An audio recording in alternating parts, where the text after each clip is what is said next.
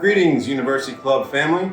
It's your friendly food and beverage director, Josh, coming at you with another installment of UCTV, our own YouTube channel that you can find online to watch members, management, and the like, bringing you information on new happenings at your club. Today, as you can see, I'm not behind the bar. I am in my favorite spot in the club, sitting fireside in the library, where you can cozy up with a nice bourbon and Bukowski or a Kier and Kerouac and just get comfy. Today we'll be talking a little bit about one of the questions that I get asked as a sommelier here at the club, and that is, when you're at home or out in the restaurant in the real world, do you really take the time when you're drinking a glass of wine to think about all the little nuances? Are you looking at the rim variation? Are you seeking out tertiary aromas? Are you spending ample time thinking about these little things? And to be honest, no, I'm just looking for a glass of wine that's complex that I can share with friends and something that goes well with the situation. Am I eating a porterhouse or am I mowing the lawn? Those would bring two very different glasses of wine. So today we'll be tasting one of the newest offerings that is behind the bar at the University Club by the glass, and that is Massolina's Barbera d'Alba. Barbera is the second most grown in Italy, only behind Sangiovese. It's known as the people's grape because it's easy to drink and it's easy to grow. I've, to be honest, never really enjoyed Barbera. I think it's pretty simple wine. I think it's pretty fruit forward and there's not much to it. If I wanted something simple and fruit forward, I'd probably drink a grill lemonade. But this one from Alba in Piemonte actually is pretty intense and complex and just very interesting. So we thought we'd bring it to the club and offer it behind the bar by the glass.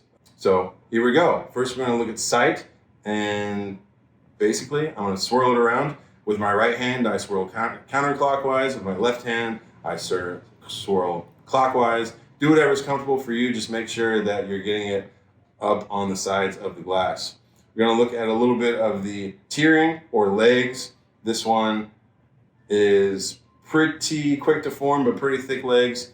And that pretty much means that there is a nice amount of alcohol in this one. Next, we're going to look at staining, and that is, do those legs have any color when they fall? And this one, no. Pretty typical of a cool region like Piemonte that there's not going to be any staining of the tiering. If you look at a warmer weather region like Barroso or Napa Valley, then you probably see a little bit of color. And then some grapes are known for that as well, like most Syrah will have a little bit of staining in as well. So we looked at the color, and it's pretty much, hold it up to something white, purple with almost ruby on the edges, and there's no real rim variation. Rim variation just tells you that if it's a little bit kind of brickish or orange on the rim of the wine, then it might have a little bit of age, but we can see that this one is a 2019.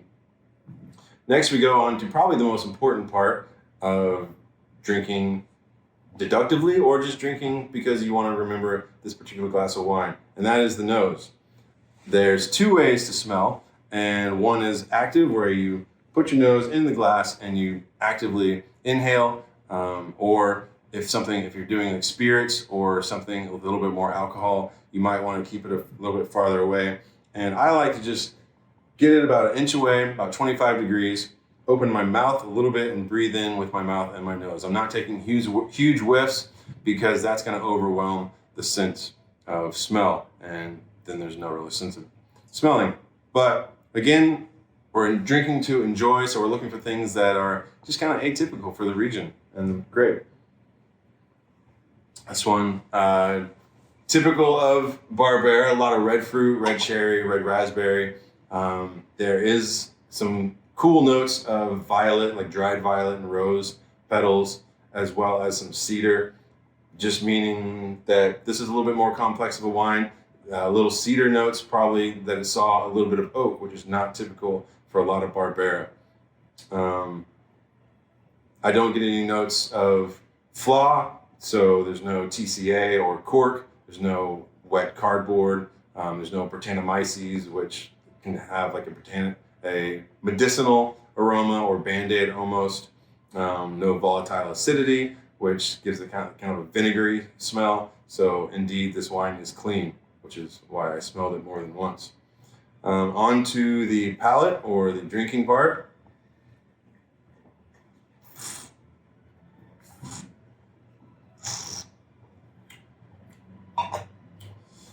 Again, I put it on my palate, and I bring in a little bit of air over it just to get more flavor from it.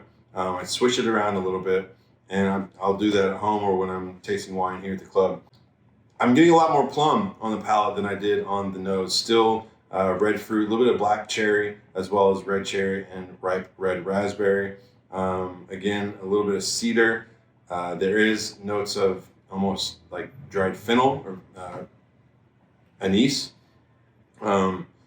So truly a complex wine. The finish, it's still there, it's lingering. 30 seconds plus after you swallow is a good sign that it's got a nice long finish. Still kind of evolving. Structurally, pretty typical of Barbera in sense of high acid, low tannin. This one, again, does have a little bit more body than you would expect from a Barbera, given the high alcohol. So that is another kind of outlier or something atypical for this particular grape.